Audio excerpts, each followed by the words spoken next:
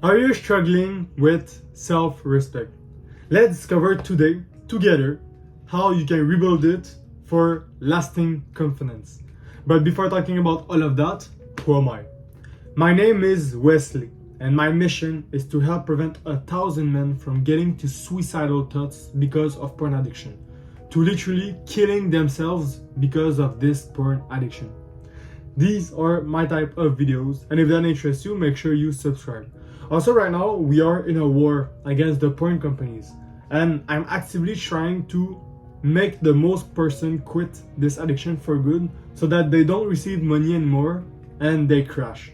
If you're interested by that mission, you might want to actually get free from this porn addiction and stick along with me. Are you not tired of having low testosterone? I need you to visualize this. You are in a couple right now. You found a girl that you like, and today is the day, right? Today is the big day. Now your dick is actually going to be useful for something. So you've prepared everything. It's pitch black or super luminous depending on what the mood you like to do things. But the girl of your dream is in the bed. She's laying there naked and she's ready for you. So this is the moment you are waiting for, right? And now that it's the moment, you have this kind of little stress, but like you're still chill, right? You know that you can do it and you're kind of happy that you're doing it. And there is the preliminaries and everything, and now you expect to actually fuck her. And she expects you to be rock hard and super ready for that, right? But right before the moment, what happened? Because of your low testosterone and the fact that you're fapping to porn every day, you are not even hard. You are soft right now. And you can't even fuck her, even though the full moment is planned. And like, it's right here, right? It's the moment. You can't fuck her. You have an erectile dysfunction. All of that because of your porn addiction. And you don't want to wait until it's this moment to actually be useful, right? You want it to be useful way before that, so that at that specific moment you can fuck her like a beast and she will remember you for the rest of her life, right? So can you imagine this other guy that never faps, right?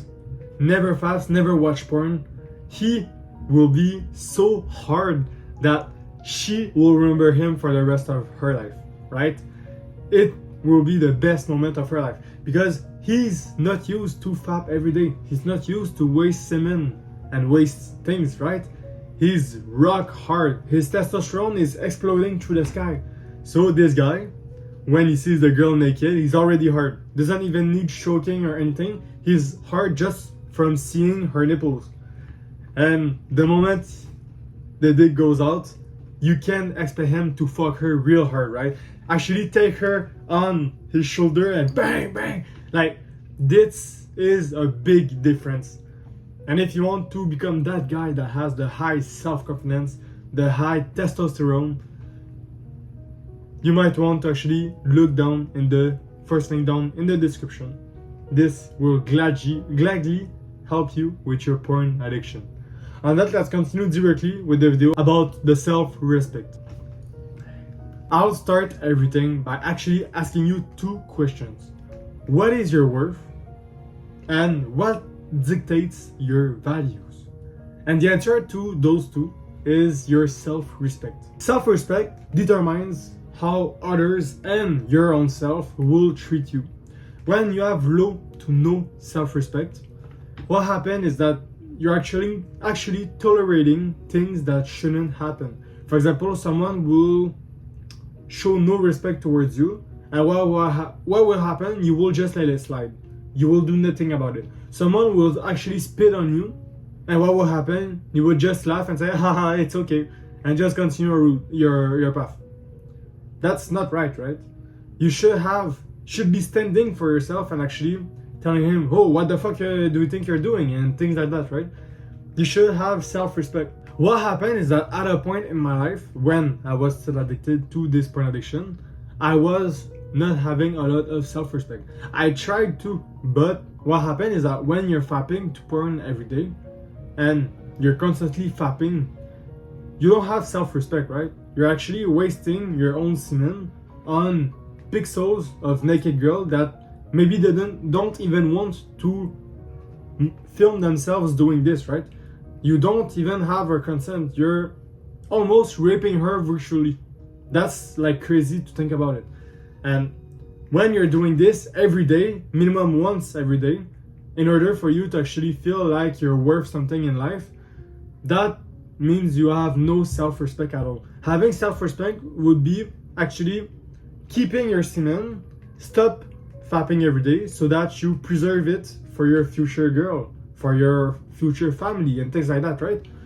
Not waste it in the bathroom every day because hey, I can't control myself and everything, right? No, you can control yourself because you have self-respect and you love yourself. When you love yourself, you have self-respect, you don't fap every day. You preserve it and you do better things with your life. So that's what I realized. And I realized that for this aspect of my life, I was having no self-respect at all. And it's something that helped me in my journey to recovery. And now that I'm free, I have and feel so much more respect towards myself. And the respect aspect of my life, it became really important for me. When someone lose respect for me, they lose me. Before, I was actually letting it slide and saying, oh, it's okay, oh, next time you'll do better and things like that. Now, someone don't have respect for me, I'm going elsewhere and they don't hear again from me. So it's actually their loss. And this is something that changed because I finally quit this porn addiction and realized all the self-respect that I didn't have and that I could have for me. Now that you know what is self-respect, I want to give you actually steps to actually rebuild this self-respect and have better self-respect. That is all after recovery, right? Not during recovery. During recovery, it's hard to rebuild this self-respect.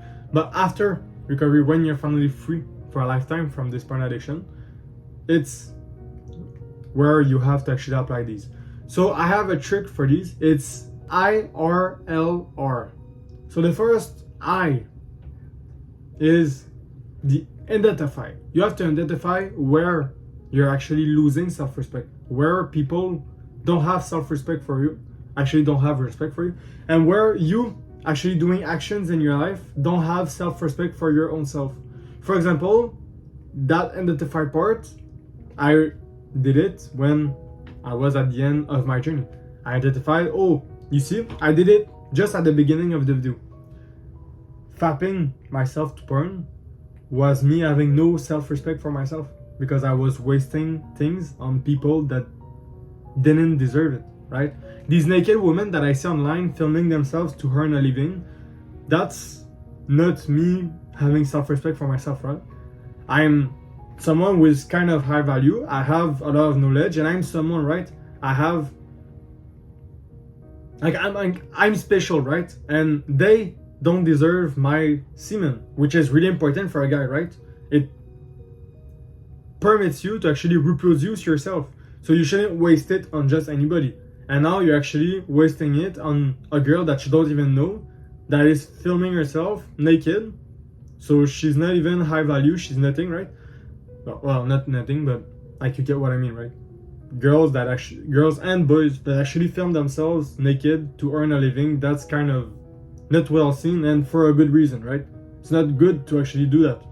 And for a girl, it's choosing the easy way. You're like, you won't ever get respect from someone because you're on OnlyFans or you're on Pornhub or things like that, right? That's just thing that happens. So you have to actually identify where you were losing that self-respect. That's the first one. Now the R. The R is reflect and learn. That's the R and the L. So you have to reflect on it. So, oh, okay, I was doing that. You actually reflect on it and you learn from it. I was doing that. No, I don't want to restart it. I'll take another example because that porn addiction was kind of not really related. But for example, every time someone was talking with you, he was doing bad jokes. Like, you know, this kind of people, right? There are people that do jokes, but their intention is more in hurting you than actually making the joke. They're kind of poking you, but inside of a joke, so that, oh, it's okay, I was just joking. Things like that, right? Sometimes you tolerate it, and that's you having low self-respect. And sometimes you actually stand by yourself and say, hey, I don't like when you're doing this, stop it. And at this point, it's their choice. Either they continue and you go away, or they stop and actually respect you. Because if they continue, even though you ask them to stop, it's them not showing respect for you, right? And you don't want to have people in your surroundings not having respect for you. So that's you actually reflecting and learning. First of all, you identify the situation. Hey, every time I talk to Pierre lose respect. He doesn't show respect for me. Second thing, the second step is reflecting and learning. So what happened? You reflect on the situation. That's somewhere where I'm not having self-respect. Someone is not showing me respect. Learning from it. What can I do to actually prevent this situation from happening? And now the last step, the R. The R is repair. Now you have to repair the situation. So what happened? You're actually maybe going to skip Pierre next time. Or you might just split up with Pierre. What happened is that you actually asked him to stop and he didn't stop. So the third step is actually taking actions, is the repair time. You take action towards that so that people show you more respect and you show yourself more respect in a situation where you were losing your own self-respect. And if the situation don't change, for example, of another person that was showing you no respect, if it doesn't change, then you split up with that person. You don't see her again because you don't want to be surrounded with people that are showing you no respect, right? So that was the ERLR. Identify, reflect and learn, and finally repair. The 3 steps in order for you to rebuild your self-respect and increase it over time. It won't happen from today to tomorrow, but in a year you will see a big difference if you start to really reflect on your life and identify where you lost self-respect and you start to work on these. Having boundaries is okay and actually really important, especially in self-respect. If you don't show others what are your boundaries, they won't know, and because they don't know, they won't respect it. Maybe, for the same example as the last point, the guy that was joking about you but kind of hurting you at the same time, if you don't say to him, hey, I don't like that and I don't want to receive those jokes, then he will never know that you don't like it, right? Even though maybe sometimes you're not smiling at his jokes or things like that, he won't actually ask him, hey, am I bothering him? Or things like that. People never do that, right? Or like in the major case, some people have extreme self-awareness, but most of people don't really care about it and just want to live their life by what they want. So he won't be by himself asking him, do I really bother him? No, I don't think I bother him. That's the answer that he's going to tell him, and he's never going to think about it again in his life. So it's actually by you. Don't expect others to actually know how you're feeling if you're not telling them directly how you're feeling. If you want something to change, actually ask it to change, and you have way more chances to actually make it change. And in this same example, you ask him to stop. So that was your boundary. I don't want jokes anymore. This is your boundary. And now if he's trying to go by your boundary and continuing, he doesn't respect your boundaries, so you split up. You don't stay with him. So boundaries really helps you prevent situation where there is lack of respect, where others might lack respect for you, and where you might not have respect for your own self, which is really important, right? Your own respect that you have for your own self is more important than the respect that others have for you. Before actually receiving respect from others, you have to first of all respect yourself to a point where it's really high level. Then you can start implementing your boundaries, and maybe that people can't insult you. That's one of your boundaries. So when someone insults you, you feel really not respected. And then what happens is that you say to him, hey, don't insult me. And you say it's really serious, right? It's not like, haha, don't insult me, and no. It's, hey, don't insult me.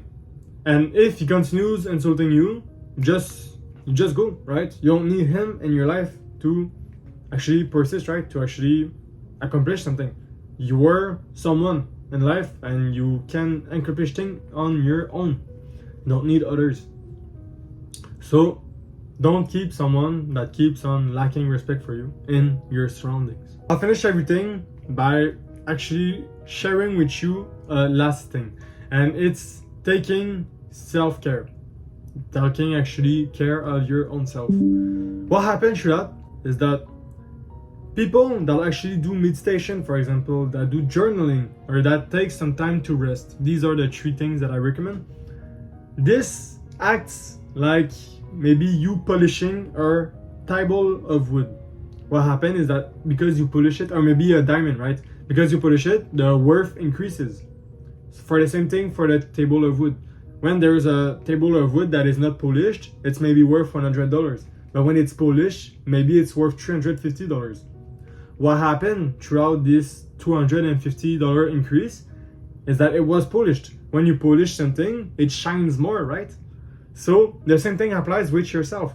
When you do, for example, meditation, you do meditation every day, you increase your mental health.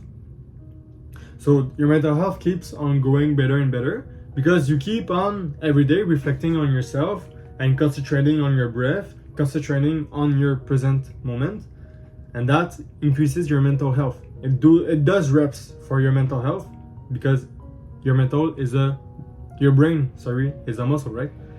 So it does reps like you were in the gym, but for your brain, because it's important to exercise your brain also.